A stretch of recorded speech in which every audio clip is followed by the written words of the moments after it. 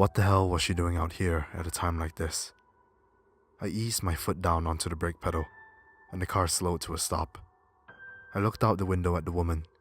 She cut a pitiful figure, shoulders slumped, head down, all while the rain poured down on her in heavy sheets. I rolled down the window. "Looking for a ride?" I asked. She lifted her head and nodded. I undid my seatbelt with a click, leaned over and opened the passenger's side door. She climbed inside and brushed her soaking wet hair out of her face. She was beautiful. "Where you headed?" I asked. "Oh," she said quietly. "To hell, I guess." I laughed at the perceived joke, but my laughter died when I saw the grave expression on her face.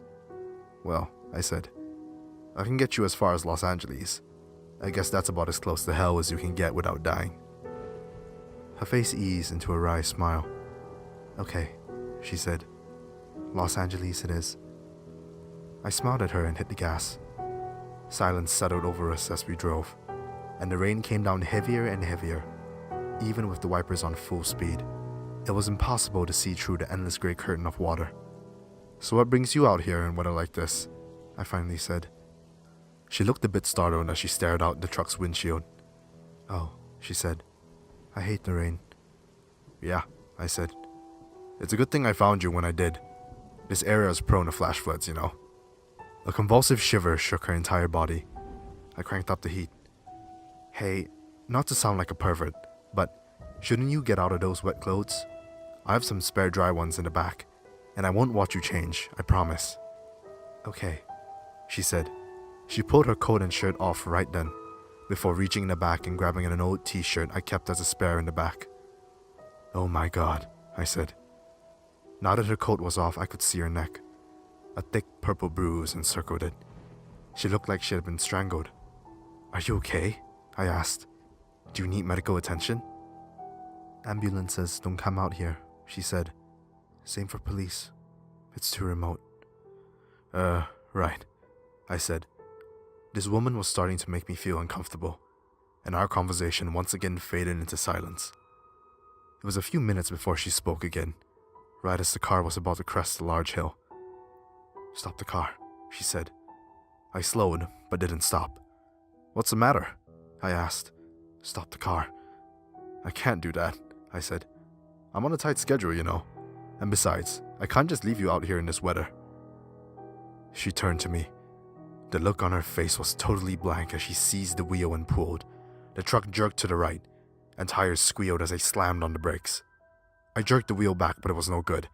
The truck slammed into the guardrail, shearing off a post and plunging into slushy mud. "God damn it!" I yelled. "What the hell is wrong with—" "What the hell?" The woman had disappeared. I squinted out the window into the shifting gray canvas of rain. Had she somehow fallen out while the car was skidding? I looked at her seatbelt, still buckled. This was too weird for me. I hit the gas, but the truck's wheels only spun. I was stuck. I pulled out my phone and called the police to let them know where I was, but they said they couldn't reach me until the weather conditions improved. I resigned myself to waiting, flipped on the radio and took a nap. I awoke to a knock on my window. I opened my eyes to see a policeman, motioning for me to roll down the window. I obliged. "Well," he said in a thick southern drawl, "believe it or not, you might just be the luckiest son of a gun on the planet." "Excuse me?"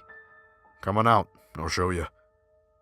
I did as I was told, and the two of us walked to the top of the hill. Lying in the middle of the road below, lodged in a massive swell of mud, was a rock about half the size of my truck. "You come over that hill?" said the policeman. "I reckon you would never seen it in the rain. That's a lucky thing you lost control when you did. Otherwise, well..." He looked at me pointedly. "But I didn't lose control," I said. "This woman I picked up, a hitchhiker, she jerked the wheel and sent me into the mud." "That's right," he said. "Where'd she go?" She disappeared." A peculiar expression stole over his face. "Remember what she looked like?" Yeah," I said. "Black hair, blue eyes, and what?" "A bruise around her neck. It was a bad one."